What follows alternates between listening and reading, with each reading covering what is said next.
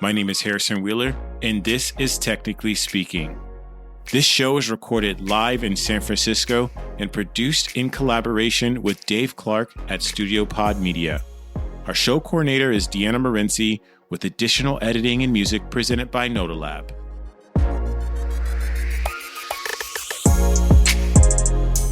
This episode of Technically Speaking is sponsored by Automatic, the people behind WordPress.com, Jetpack, WooCommerce, Tumblr, and more.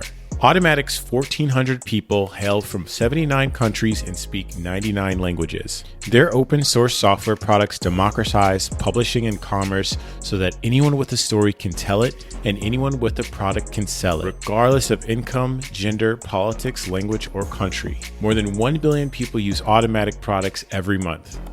Automatic also contributes directly to WordPress, the open source project that powers over 40% of websites on the internet. If you're ambitious, energetic, and driven by a passion to help people, you can make a visible, profound, and lasting difference working at Automatic. Visit automatic.com to check out the latest job listings today. That's AUTOMATTIC.com.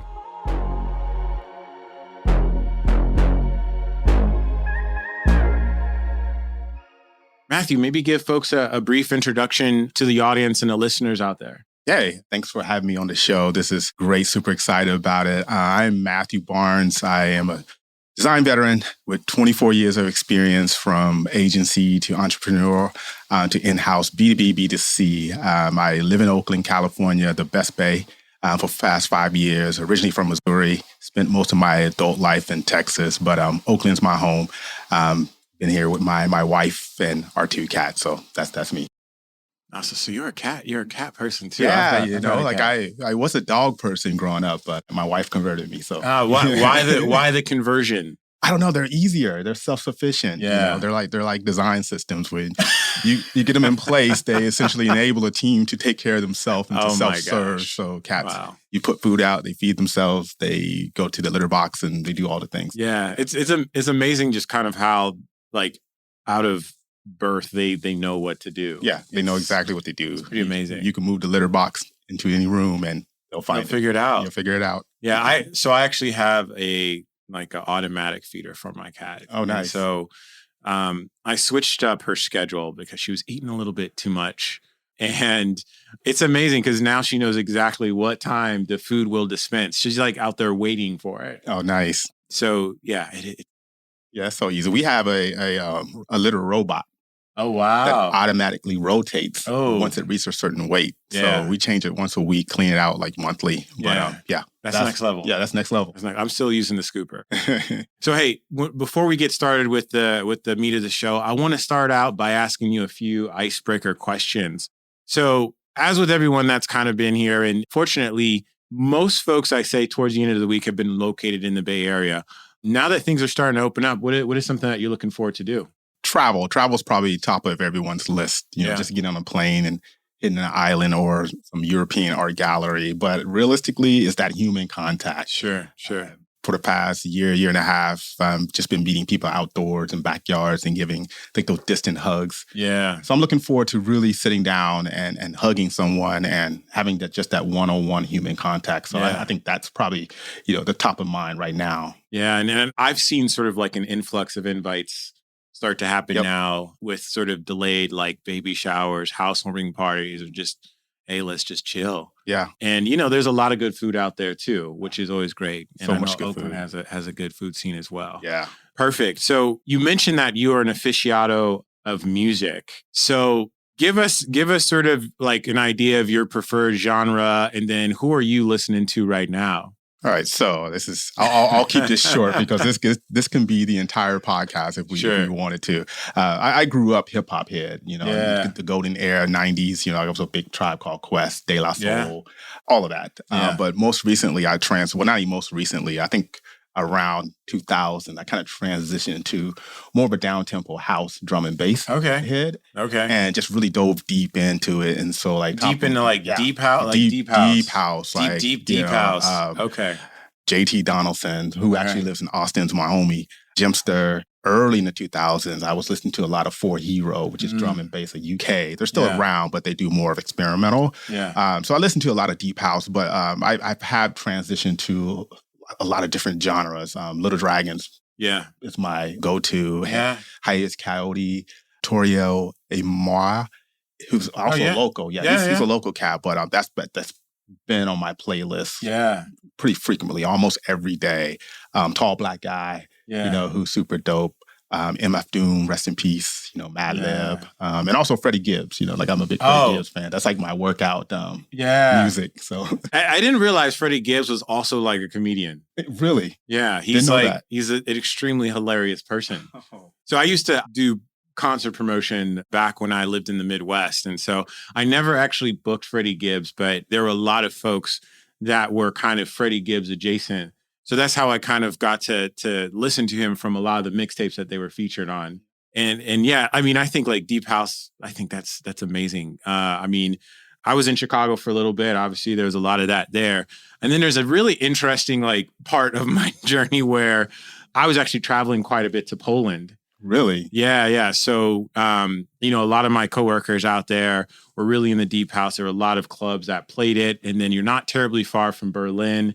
So there's a ton of like that influence that kind of came through there as well. Wow. Yeah. See, I was late to the game with house music. I remember growing up, I couldn't understand it. I remember listening to some early Chicago house back in the late 90s. And just didn't make sense to my young brain. It took a while for my musical palate to mature to really appreciate it. So yeah, I'm a huge fan. Yeah, and I think it's good for just like getting in the flow and working. I mean, and I feel like over time you kind of evolve, I don't think I can really get in the flow to a Tribe Called Quest, like at least in the work that I do. Yeah. But I could definitely see that on some deep house. And, they're a little bit longer tracks. Yeah. You get an hour mix and, this is fun fact. I actually posted my first SoundCloud mix. Okay. Like a couple of years ago. It's super, super amateurish. And, Wait, so you're making music too? Well, I'm not making. I just curated the songs that I really enjoy at house. Okay. Got it. Published a mix just for fun. So yeah. Good. I mean, maybe it's a time to pick up a new hobby. Hey, it's all about the transitions. Yeah, it's all about transitions. And that's my bucket list. I think I have an hour. I can do an hour set. Yeah. If I can just master like the transitions, I got enough music for an hour, then I'm done. Yeah. Hey, that's all you need. That's all you need. You can just flip it to the next DJ. A house music track will last like 15 minutes. So you only need like 5 songs. For sure. So, okay. Another sort of area that you're very passionate about is classical art. Yes. Right? So what period of classical art and why? Oh, wow. That's a great question. Like I jump around all over the place, but if I had to pick one, it would be early Renaissance. Okay. Like the Caravaggios and Botticelli's, El Greco. Maybe paint a picture of the type of what folks would see. So see, this is auditory and we're not going to put any graphics up of the art. So now it's incumbent on you to be able to describe this. Okay, I'm going to describe The Assumption of the Virgin by El Greco, which is like one of my favorite pieces. I first time I saw it was the Art Institute in Chicago, their gallery. Yes. And amazing gallery, by the way. Amazing gallery. And this was several years ago, almost a decade ago. I recall walking into the room, and there's probably like 4 or 5 paintings in there, and they're all giant altarpieces. And if you're not sure what an altarpiece is, the church used to commission artists to paint these particular scenes to put into their churches, places of worship. And so this piece is giant, extremely giant. And I sat there for like a good 30 minutes just staring at it. And essentially tells a story, The Assumption of the Virgin, where the Virgin is actually, the protagonist of the piece. And everything is centered around it. There's angels flying around it, and there's all the disciples that are ascending up to it. Yeah. And so what I like about the classic style is just the execution. And I always put myself in that period of not having an art store or having the ability to pick all types of oil paints just based on, sky blue. You have your ochre yellow. Essentially, you were mixing oil back in the day. Right. You didn't have an iPad or a MacBook Pro to really Yeah. zoom in on that photo. And so what the Right. beauty is about, able to look at a human form, capture that light and capture that essence without any technology is what I really, really Right. appreciate about it. And one of the things you can also appreciate if you've ever drawn a human figure is the fact that everyone is proportionate. Right. That is extremely difficult. Extremely difficult at that scale. Yeah. Extremely difficult at a smaller scale, like 16 by 16 or Sure. 10 by 10. You can pretty much master it because you're essentially over it. You're looking at it. You can really see everything at a bird's eye view. Yeah. But at that scale, you really have to step back and get a sense of, hey, is this proportion? Once you've applied that paint, there's no going back. And so you have to really get it right. And they mastered that. Yeah. Is there like a modern day equivalent, or at least a piece of work that you've said like, hey, this is pretty close to that, or at least I had the same sort of experience of or enjoyment that I did for the first time that I saw this in person? Yeah, there's a local artist here in Oakland. His name is Aaron Nagel. And his work is probably close to that classic style. He does these really extreme portraits. His use of color, technique, and just lighting is brilliant. And I actually ran into him the gym one day. Really? And I had to calm down, I didn't want to run over there. So I casually walked over and just said, hey, I really appreciate your artwork. Amazing. And, just really, but his work is, if you don't know him, look him up, Aaron Nagel. Again, his work is pretty brilliant as far as capturing lighting, capturing compositions. It's pretty spectacular. Sure. And local. Which is huge. So definitely support local artists out here. Do it. And so maybe we can kind of transition a little bit into you.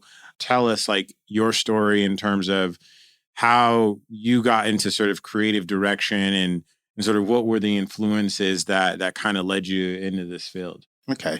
Yeah, I knew early on in life, and I'm talking about junior high, that I wanted a career in the arts, but in the 80s, you didn't have technology or the resources around you to understand the what and the how you get there. Right. And so it wasn't until after high school when I really discovered, hey, there's this thing called commercial art. And advertising.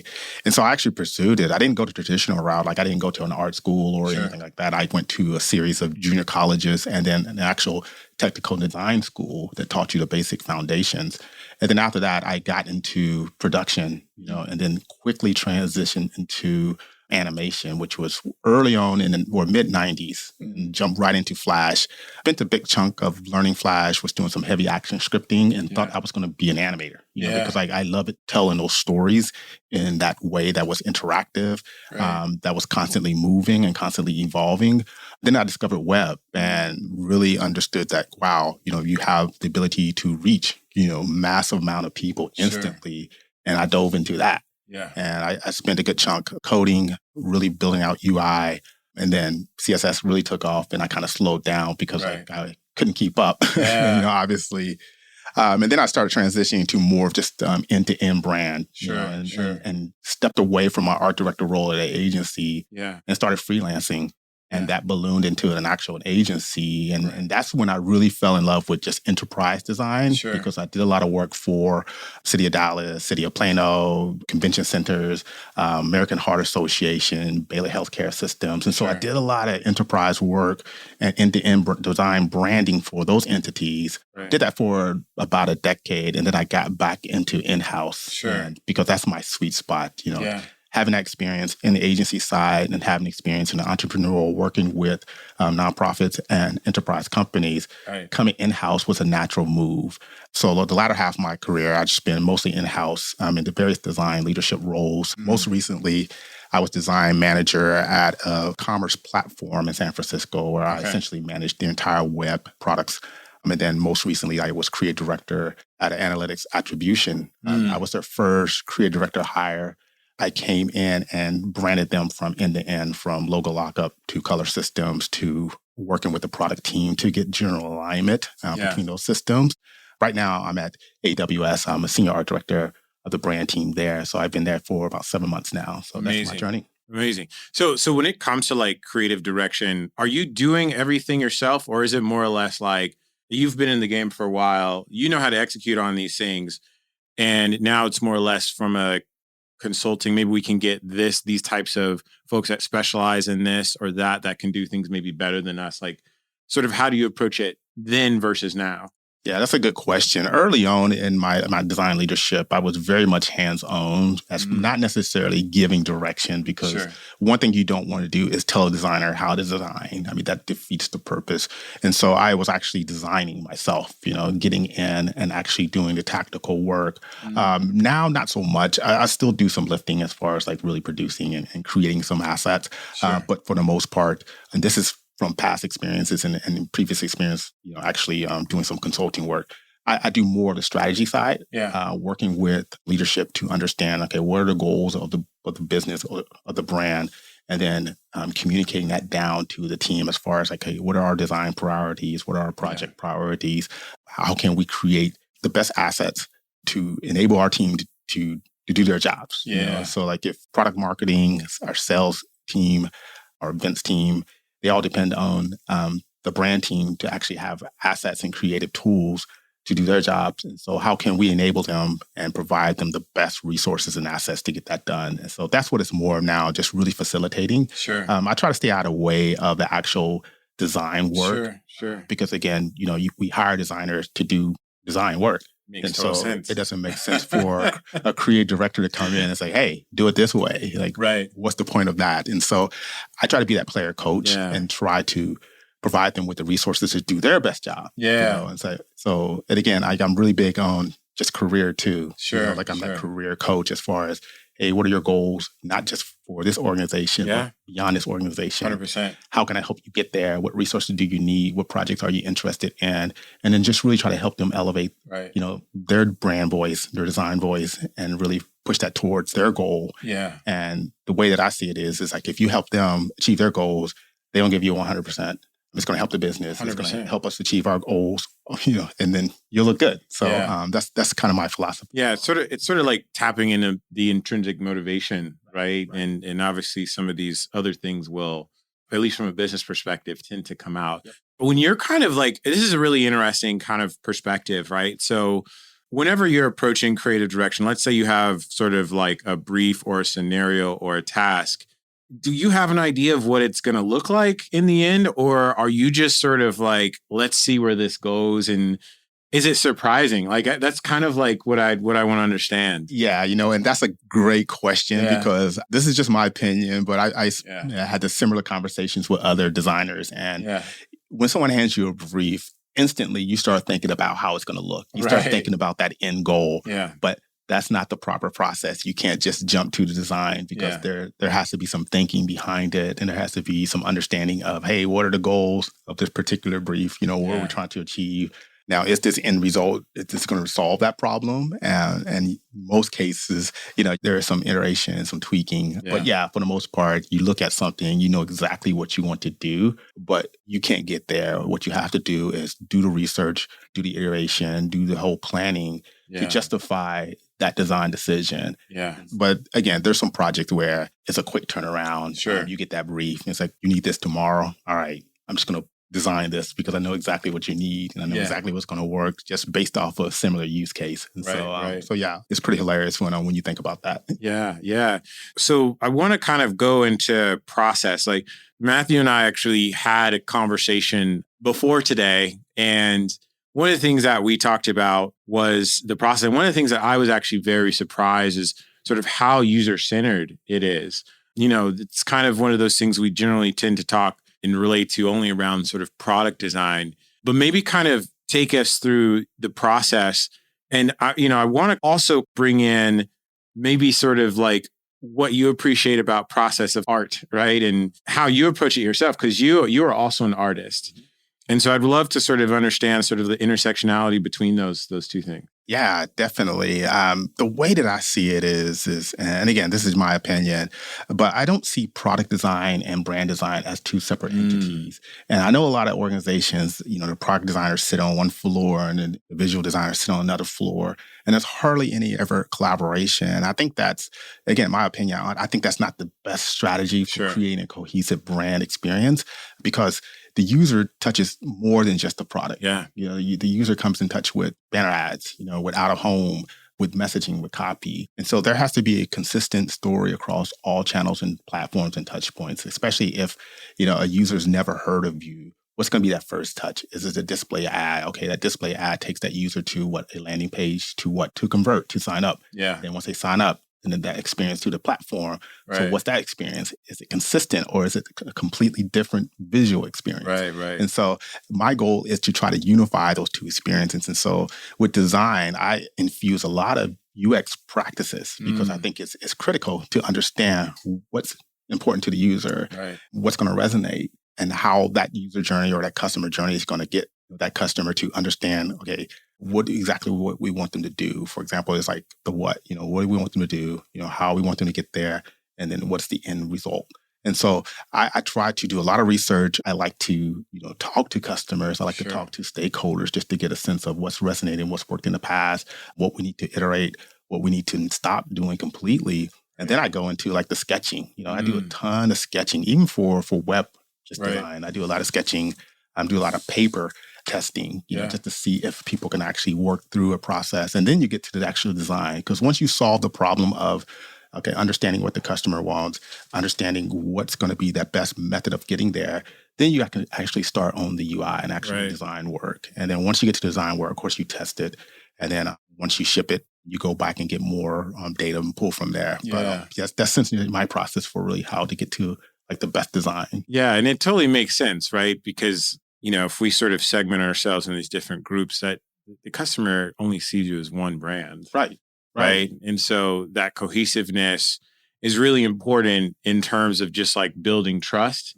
And I think there's also sort of another component of just like, for lack of a better term, quality and consistency. Right. I think we tend to underestimate that. We do. Right? We do. I think a lot of times we focus strictly on one aspect of it.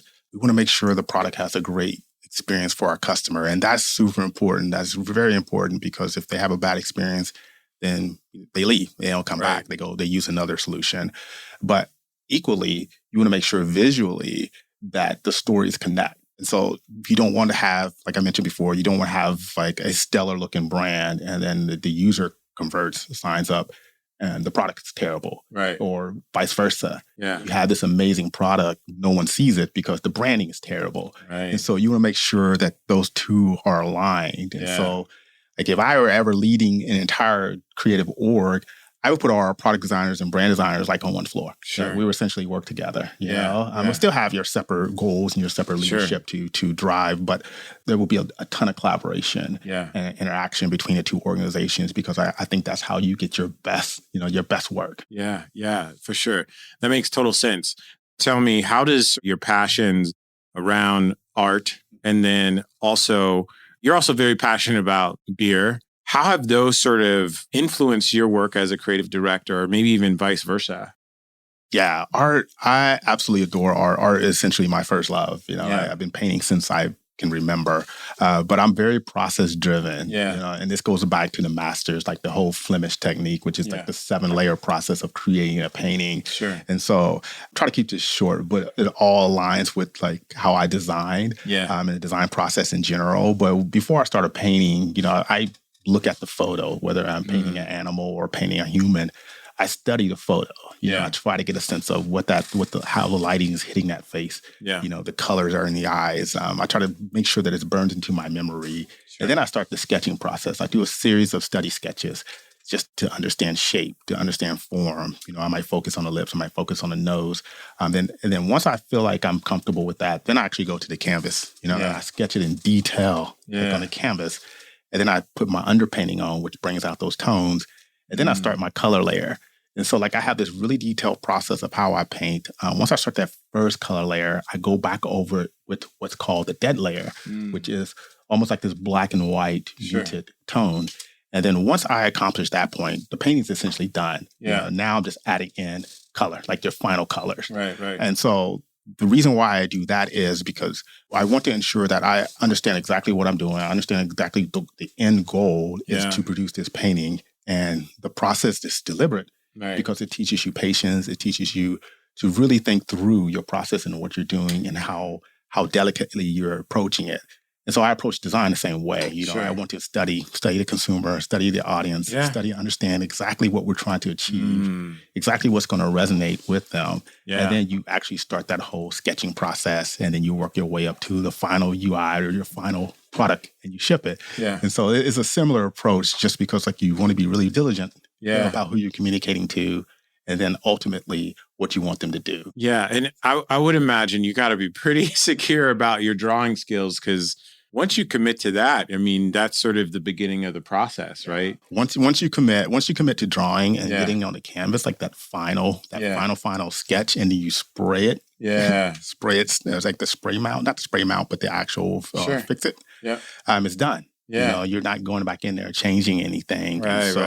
And so and that's why it's important to do the research beforehand and to really understand, this is what I want to achieve.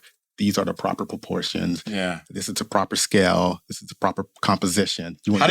Question. I didn't mean to interject, but I'm curious. How did you get secure with your drawing, especially when it comes to objects and humans? I can remember some of the first humans that I drew was from a Marvel comic book drawing. And I started out with triangles, and then I would add the shapes for the muscles and whatnot. And then you got the digits in the hand. I don't think I actually got good at faces until I went to art school. So what was that process for you like? The one thing that you're going to have to, if you ever want to, it's not necessarily if you want to ever become a great artist, because I don't consider myself a great artist. I consider myself, I love art. Yeah. And I feel like I'm constantly getting better, but you have to be satisfied with the results. Yeah. And so when I commit to a sketch, I'm done. Yeah. Even if there's something that's not properly right or properly scaled, it's fine. It's fine to me. I am confident in this sketch. I think it looks exactly like it, or I think its interpretation of what that image is. Yeah. And so you just have to be happy with the results. If you strive for perfection, you're going to be ultimately disappointed, because nothing is perfect. Yeah. Wow. The future of work is here at Automatic. The people behind WordPress.com, Jetpack, WooCommerce, Tumblr, and more. Join a team of diverse global perspectives. Create the work environment and schedule that empowers you to perform at your very best. At Automatic, what matters is the work you produce, not how many hours you put in. Work from anywhere you choose. There are Automatications working right now in 79 countries around the globe. The intellectual and cultural diversity that results is critical to the company's success. Automatic believes in constant learning and offers mentorship and personal coaching to support your growth. As a small company with a huge footprint, Automatic offers you the chance to have an impact and make a difference.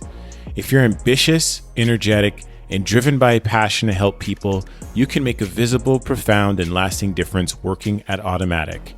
Visit automatic.com to check the latest job listings. That's AUTOMATTIC.com.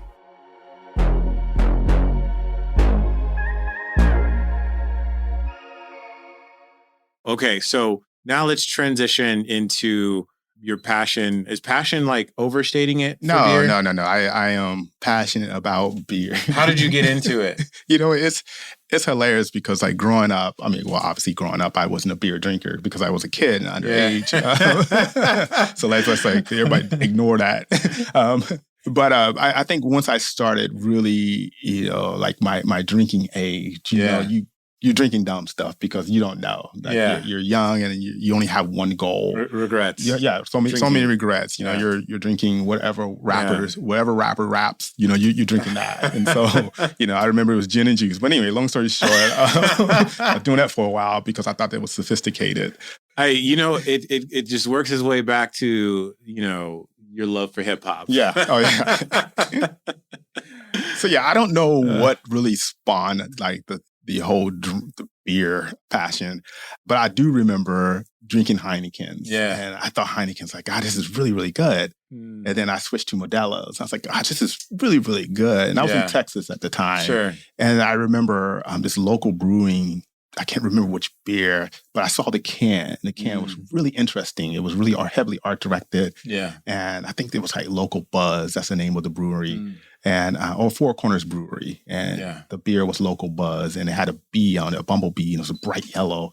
And I thought the can was amazing. And so I just tasted it. And I was like, this is really delicious. Yeah. And that really kicked it off. And so I started tasting more and more and more. And then I started talking to actual brewmasters and trying to get a sense of how should I drink beer? You know, how should I taste? You know, what should I look for? Sure. And then now I'm to the point to where if I could drink beer, I drink beer like wine, you know, where I really enjoy it and I really taste it. And I have a smaller glass. Like I don't typically drink out of pints. You know, I have like a small glass so that I can enjoy it. Right, you know? right. Because like if you have this pint, you're going to finish it quickly. But if you have like this little, almost like you're going to savor it. You're going to savor it. Yeah. You're going to savor it. And so like I'm putting it on the tip of my tongue, taste those first notes. Then I swallow it, taste the aftertaste, smell the hops, you know, the aromas, all the things in there. And so like I am super, super passionate about it. And I even tried to brew several years ago and it was total disaster. But hopefully you weren't happy with the output of that. No, I don't know what it tastes like. And just to back up, I am terrible at following instructions. Sure. I will glance at directions and recipes and then just will wing it. And so I think that had a lot to do with it. Or watching the YouTube videos and like fast forward. You fast forward it and you're like, wow, you made it look way easier than it actually is. Speaking of the aroma, so I grew up in Milwaukee, Wisconsin, which for listeners is the home of PBR, Pabst Blue Ribbon, and Miller Lite. They have all since been acquired by major conglomerate companies. But I can remember, this didn't necessarily stir up a passion for beer by any means, but I remember going downtown and just smelling the yeast. Oh. It was so strong. I don't know if I can't say that necessarily turned me off, but now it is something that if I smell it, it kind of reminds me of back home, which is very, very unsuspecting, especially being out here in the Bay Area. Mm-hmm. So speaking of your passion for beer, you brought some. I did. So I would love for you to maybe kind of take us through what you brought. It's going to be a little bit different today because we are going to have to describe things to you. Right. And when you're listening to this, hopefully it feels like you're here with us and you're tasting what we're tasting. All right. So today I actually pulled what was in my refrigerator, you know, because I want to be authentic. Okay. And so I have two different tastings here. All right. One is Pliny The Elder, which is a Russian River brewery. This is a super, super popular beer. Okay. I have some buddies back in Texas. Hey, can you ship me that? Oh, because wow. They don't sell it there. Yeah. This is super high in ABV. It's 8%. Oh, wow. And so don't sip this out at a concert outdoors. Sure. Or on a live podcast. On a live podcast. And so you will regret this. But we're going to try this one first. Like it's an Indian ale, and the notes are citrus and a little bit of pine. Sure. And so like So maybe kind of take it like you said something about like Indian ale. What does that mean?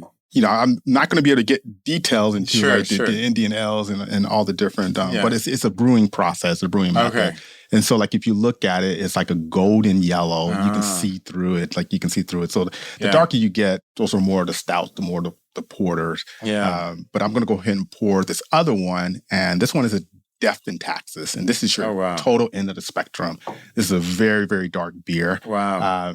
I consider it more winter beer, just my opinion, because it's dark. It's something that you really pair with like chocolate, coffee. It does have coffee flavored notes. Sure. But this is my go-to when I am at home resting at night. I just want to wind down with a nice little flavorful beer. Yeah. And so I'm going to have you taste Pliny The Elder first. Okay. And then the way I want you to do it is, you know, put it on the tip of first I want you to smell the aroma. Okay. To smell the hops. All right. And actually we'll pour one. Okay. So for folks that are listening in, we have two small ball mason jars. And it's filled up to maybe about like an eighth. Yeah, it's like an eighth. Okay. Cool. All right. All right. So like first thing you do, and again, just describing the color, it's like this really nice gold yellowish, you know, see-through. Like if you hold it up, you can see through it, but it has like this really goldish shine to it. Sure. And so like if you really just smell it. Smell? Oh yeah. You can very citrusy. Yeah, very citrusy. Are there any other sort of like nodes I should be looking for? That's pretty much what you're looking for. Okay. And then when you do taste it, like taste the pine. And so like, again, start with placing it on the tip of your tongue. Okay. And then allow it to naturally go down your throat and the aftertaste. Oh, wow. Yeah. Mm-hmm. Wow.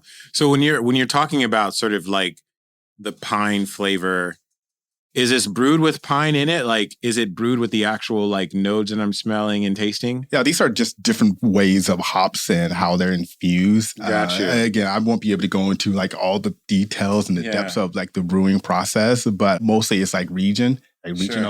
And then just their brewing method. Sure. And so like, and sometimes they do infuse it with different types of flavors, especially like in the barrels, whether it's like an oak barrel or like a steel barrel. Wow. And so like, it's just different ways of actually brewing that process to get those flavors to really come through. Yeah. Yeah. So it's getting to the point where people are making sort of like customized science experiments for the flavor. Like it's all about design. It's the same way with design. I imagine the whole process is to test again, and to experiment. Yeah. Because there's nothing wrong. I mean, think about hazy IPAs. Sure. I mean, beer's always been filtered, and a brewery in the Northeast decided to not filter it. Now we have a hazy IPAs. And so that wasn't a thing until now. And so it's all about experimenting and testing, getting user feedback, and then going back and iterating, and then really just not necessarily following any trends, but trying to be that trendsetter as far as like what that next thing is going to be. It's sort of a testament that there is someone out there that will enjoy it. And then like my question for you is like, has this been sort of like an acquired taste? There's so many different types of beers. So were you only drinking one type of beer at once, or has it just kind of been a progressive sort of thing with you? Yeah, I've always been a big IPA. And it goes back to just my palate. I have a very bitter palate. Like I love black coffee. I love unsweetened tea. Anything that's really, really bitter has a really nice bite. IPAs, double IPAs, triple IPAs, they have a really strong hop presence. Right. And some people hate it because like the taste can be extremely bitter and shocking, especially that first taste. Yeah. You know, when it first hits your tongue, there's a bit of a bite. But once you get halfway through, your palate is settled and adjusted. Yeah. And it provides like a really nice cooling experience. And so like, and then I switched to, not necessarily switch, but I jumped, of course, in the winters to like stouts and porters, just because these are like dessert beers, in my opinion. Right. And these are beers that like this Death and Taxes, which is a dark ale. Like I can sip on this for couple hours, you know, just because like it is a really great experience, and you're not really just sitting out pounding these beers. Right. You're not pounding any of these beers just because of the high ABV. They're made to enjoy. Now, if I'm day drinking, I'm going to stick to the wheat beers. They're very low in alcohol. Is wheat sort of like all year versus seasonal? Okay. Yeah. Gotcha. And so they're very light, super refreshing, and very crisp, some of them are citrus forward. A lot of them are more wheat forward. But yeah, just kind of my go-to. Yeah. So I have a question for you, a personal question. And this is just one of the things that I've noticed over time. There are people that can like work while drinking beer. Is that you? No. No. I do not mix work and beer. And most of all, because like I do want to respect the time that I'm giving to the organization that I'm 100%. Working. And unless we have a special occasion where the team is doing a happy hour, and then, you know, it's totally fine to do that. But no, I stick to water and LaCroix and coffee. Don't mix the two, because you don't make sure that, you know, you're in your right state of mind. Right. That's your work. And you don't want to get in the habit of doing things that are not necessarily, you know, best practice as far as like really. I've seen, you know, scenarios around like hackathons where people will drink in beer into the night. I'm like, I don't know how you all can do that. Oh, you like work, or I take work so serious as far, and not necessarily like the actual execution part, because like we're not saving lives, but as far as like what you give to an organization, 100%. You know, organization trusts you to be at home, especially 100%. In this area. They give you the flexibility. So you want to make sure that you're being authentic, you're being trustworthy, and you're doing your best work. So I typically wait until I'm off, and then I'll go and crack. I have something to look forward to. Yeah, so it's like in the back of my mind, it's like, okay, 30 more minutes, and then I can go sit outside with this nice, cold, crisp IPA. And it's better. You don't have to focus on. Yeah, you don't have to focus on it. You have to think about yourself. Right. Exactly. Exactly. All right. Now we've got sort of the stout, you said? Yeah, this is a Death and Taxes. Okay. This is like Moonlight Brewing. And for those that can't see it, it is dark. You can't see it through. It's like if you hold up to the light, you won't be able to see through any of that. No. Now, you'll be able to taste the notes are coffee and chocolate. Mm. So same thing. You smell it. You can smell the aromas. So what's like the aroma that this is a little bit of like chocolate, right? Yeah. Mm-hmm. Kind of smells a bit like a Tootsie Roll. If you're younger, maybe you don't eat Tootsie Rolls anymore, but that's kind of what I'm smelling. Now time to taste it. Yeah. Whoa. Yeah. That's nice. That's pretty smooth. Yeah. That's real smooth. It's actually really refreshing. It is. And it's surprisingly refreshing because typical dark beers like stouts and porters, they're very thick. Wow. Very thick. It's almost like you can chew it. But this one, it's light. This is really good. It's a light dark beer, right? It's one of my favorites. Wow. It actually was like very refreshing. It's getting a little warm in here. And so when I drank that, I was like, oh, that tastes pretty good. And there's not a bite. No, there's no bite. Wow. There's no bite. It's really smooth. It goes down smooth. Yeah. I can see how you can sip on this really slowly and really enjoy it throughout the day. My whole thought on darker beers is that, again, like they're super, super heavy. Yep. And almost to the point where it would kind of slow you down. But I really enjoyed that one. Yeah, there are some out there that are I can't think of the names, but they're very heavy, very stouty. Like, as a matter of fact, I spent some time, my wife traveled for work a few years ago. Yeah. And it took her to Dublin, Ireland. Wow. And I was fortunate to go with her. And it was Guinness all day. Yeah. All day, every day, to the point to where I probably gained a good 6-7 pounds, on that trip. But it was the Guinness there. I don't know what it was, but it was fantastic and delicious. Really? And it might have just been because I was in Ireland. Yeah. But the Guinness, the mindset. And everywhere you walked, it was like a pint. Like, might as well. Yeah, don't mind if I do. It reminds me of like, this is going to be a terrible comparison, but it's like I took my parents down to Monterey to visit, and we were on the Fisherman's Wharf, and we just had clam chowder samples all day, and we were like, why not? Why not? And it never gets old. It doesn't get old. Yeah. Like, why not? Yeah. You're here. So in terms of Guinness and this, like, what do you rank it? Oh, well, it's so hard to rank beers just because it's different brewing process, it's different flavors, different tones. But I don't even drink Guinness here, which is weird. Sure. Like I enjoyed that moment in Dublin, and it was fantastic. But I haven't touched it since. Right. Not because I don't like it, but it's just there's so many other beers. Like I typically stick with Russian River, which is Pliny the Elder. Humble Sea is my new go-to, and they have some delicious IPAs, and then Hen House. Those are like my 3 that I'll rotate in between. Yeah. But as far as ranking, like if I had to pick one, I mean, it will probably be Humble Sea right now. Their IPAs are just fantastic, and so like that's pretty much my go-to. So everybody, it's Friday. You have your beer suggestions that we're giving you, and they're, for folks in California, they're actually local to California, both of these. Mm-hmm. So again, just keeping it local. California has some amazing beer in addition to the wine. The wine is fantastic here. It's best in the world, but the beer is also amazing. So check it out. Check out all the local breweries here and support them. So in terms of just like when you're tasting, I'd love to maybe, we kind of talked about process. Is there a way to appreciate a beer? Can you taste the process sort of when you're drinking it? And then I'd maybe want to kind of know is that the same way you kind of see some of the best work of art or even design, creative work? Is it understanding that they went through sort of like this process to get there to something that is a bit more refined and accessible? Yeah, and that's great. I approach everything, and the way that I taste beer, the way that I buy beer is based on the entire story, the entire narrative. If you look at this Death and Taxes can, the artwork is reminiscent of like it's really aggressive illustration style. And to me, that's probably a story behind that. And so I usually try to find an interest and dive deep into that. And the way that I see that is the way about design, how there is a process and a story behind everything that we're doing. And again, the ultimate goal is to provide and to produce like this amazing product for consumers to digest, because you want them to convert, you want them to come back and enjoy it again.